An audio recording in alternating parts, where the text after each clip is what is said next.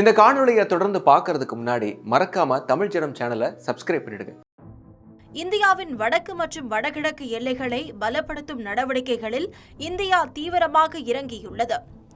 ஒரு காலத்தில் ரயில் போக்குவரத்து, சாலை வசதி, தொழிற்சாலைகள் என்று எதுவுமே இல்லாமல் மயானம் போல் இருந்த வடகிழக்கு எல்லைகள் தற்போது உச்சபட்ச வளர்ச்சியை கண்டு வருகின்றன.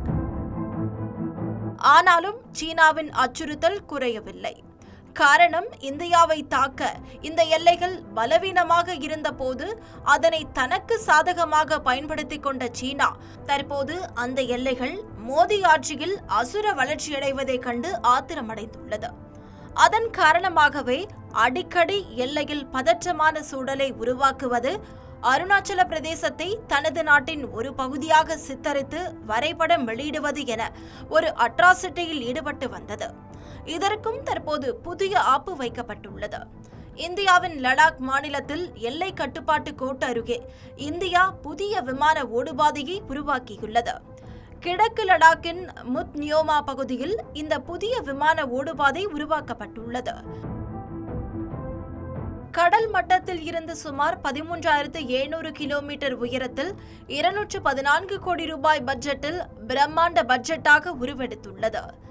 இதன் மூலம் போர்க்காலங்களில் ராணுவ படைகளை துரிதமாக எல்லை கட்டுப்பாட்டு கோட்டருகே கொண்டு செல்லவும், ஆயுதங்களை எளிதில் இடமாற்றவும் முடியும். இந்த புதிய விமான ஓடுபாதை மூலம் நாட்டின் வடகிழக்கு எல்லை பலப்படுத்தப்பட்டுள்ளது. எனினும் இவற்றில் போர் விமானங்களை தவிர்த்து பயணிகள் விமானங்களையும் பயன்படுத்திக் கொள்ள முடியும்.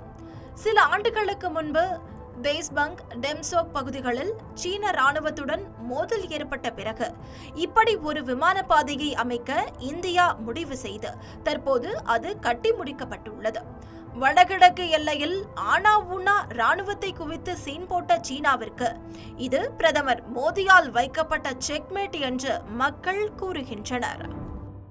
மேலும் இது போன்ற பல்வேறு சுவாரஸ்யமான தகவல்களை தெரிஞ்சுக்கிறதுக்கும் தமிழ் ஜனம் சேனலை மறக்காம சப்ஸ்கிரைப் பண்ணிக்கோங்க.